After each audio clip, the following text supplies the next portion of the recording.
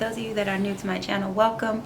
And so this channel was created to kind of become that big sis, that mentor, that auntie, that friend for specifically women, but anyone that can take this advice, receive this advice, and apply it to their life. So without further ado, let's get into the video. Today, I actually was not going to do a video. I had somewhere that I was going and it kind of canceled on me today. So I figured I'm all dressed, I'm all done up, I might as well bring y'all content, right? I said I was going to be bringing content more consistently, so here we go. So as y'all know, I only like to talk about things that I'm literally going through, because 9 times out of 10, the advice that I'm giving to you all, I'm giving to myself. I am in a process of going when God says go. God said go, and I'm ripping the plastic off because I've been acting brand new, right? I'm going. I'm literally putting things into place and creating things kind of before I even see him take a step. Like, he gave me a vision, he gave me an idea, and I've already started doing things on the back end so that once God does step in, everything is already laid out for me to receive abundantly. We're going to talk about being ready to receive, because a lot of the times we ask God, or we ask a higher power to bless us with these things, or we even set goals for ourselves. We have these things that we want to accomplish, but when it comes, we're not ready to receive it. You may say, I want to go back to school, right? And then let's say some people in your neighborhood are coming around to give scholarships to somebody that can say why they want to go back to school, or has been taking certifications to show that they've been like putting forth their own effort to try to get themselves back in school. All they need is the money. If you don't have that track work, if you don't have that history, you're not going to be ready when they come to try to give you the scholarship, and you're going to miss it. You want to make sure that you are preparing yourself, starting to move things around so that when that blessing comes, you're ready to receive it. And this comes with the level of expectancy.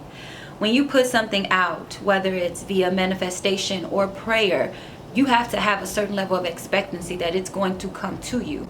And with expectancy comes preparation. So as you're expecting for something to come to you, you got to start preparing for it, right? You have family over for the holidays, and you know that they're coming on the 23rd. You will start preparing your home so that they can be accommodated and comfortable, right? Whether that's setting up the guest room, or putting up an air mattress, or moving things around so that they have space. If someone's allergic to animals, making sure that your dog or your cat is going to be put away safely. You will start preparing so that when they come, you are ready. We have to do the same thing when we ask God to bless us with certain things, our goals, our dreams, people that we want into our lives. We have to start preparing so that when God does bless us with the desires of our heart, we're ready. A lot of the times we miss out on great opportunities or our biggest blessings, not because God didn't send it to you, but because when he sent it to you, baby girl, baby boy, you was not ready for it. How many times and I have been here. So as I'm talking to you all, I am talking to myself. I remember very vividly playing India Ari, I Am Ready for Love, and Beyonce, Dangerously in Love, and just feeling love all throughout my body and telling God, I'm ready. You know, I'm ready for a partner. I'm ready for my husband. Send him to me. Even though I said that, I did none of the work to prepare myself to be ready for when Mr. Right came along, because I was so used to Mr. Wrongs. So I'm saying that I want God to prepare me to be a wife when I don't even run my house to make sure that it feels like a home consistently on a daily basis. I'm talking about little small things, like making sure that I'm cooking more than I'm eating out. I was probably eating out 6 times out of the week, saying I want to be a wife. You know, it's like, well, I have to be able to make sure that I'm bringing forth the things that I want my marriage to have. Because this isn't saying that in every marriage a woman has to cook. There's plenty of marriages where the man has to cook. But in my ideal marriage, in the type of marriage that I'm asking God to bless me with, I want to be able to fill my husband, to fill my man, to fill my children up with delicious food in their bellies, and they know that it was made with these hands. You know, asking God to bring me my husband, but meanwhile I'm still hanging around certain groups of people, single friends, you know, that don't have the same agenda or ideas that your married friends do.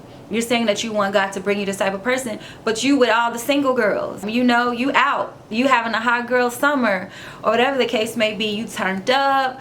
How?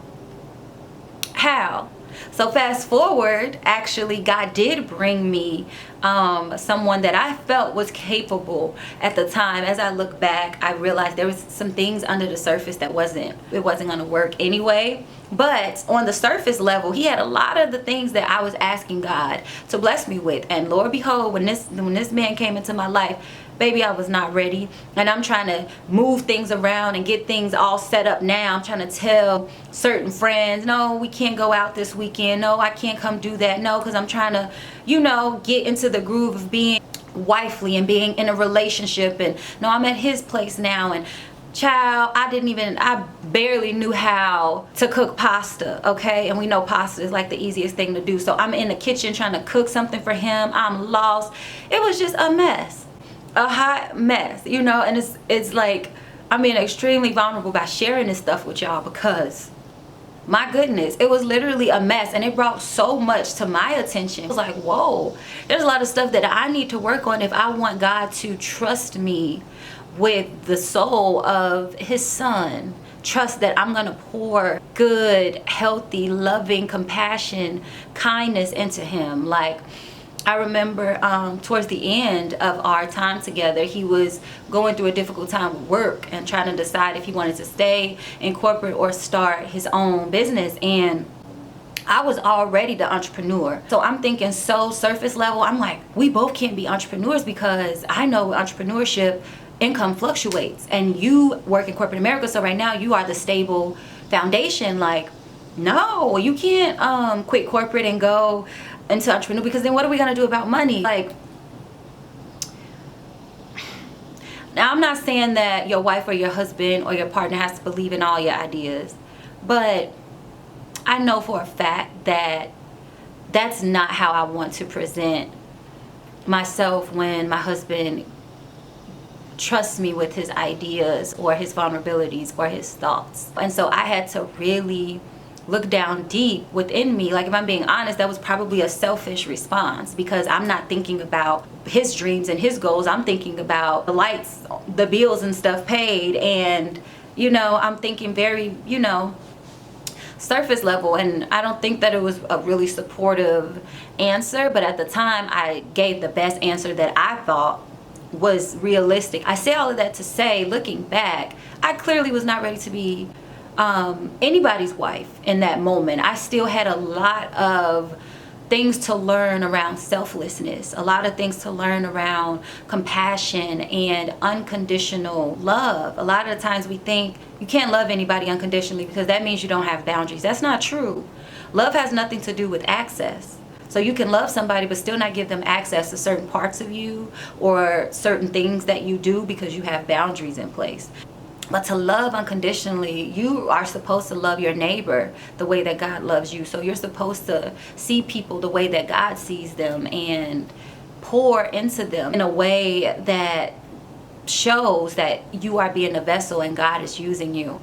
That's what I think, is necessary in order to create like a healthy, strong, God-fearing type of marriage or relationship. And at that time, baby, I was not preparing for that. I was not reading my Bible. I was not going to church. The first time I had been in maybe like a month was with him. He had invited me, like, let's go to church. And I'm trying to hurry up.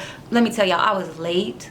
I ended up not even going because I have this weird thing about going to people's churches late. I just think it's rude. So I ended up going to the nail salon. Okay, and I told him to meet me at the nail salon when he get out.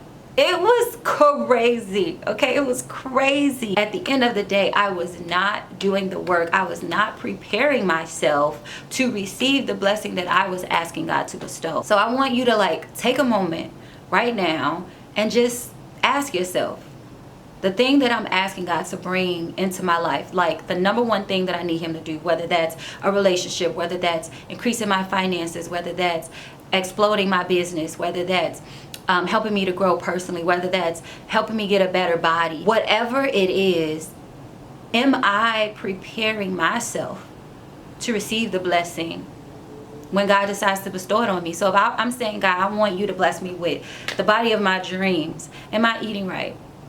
Am I increasing my water intake? Am I learning my body type? Am I learning the type of foods that go with my blood type? if I'm blessed with a year of free personal training, if God blesses me with a subscription to a nutritional program, whatever the case may be, I'm prepared. I have a decent amount of knowledge around it, and God can say go, and I go, I can go.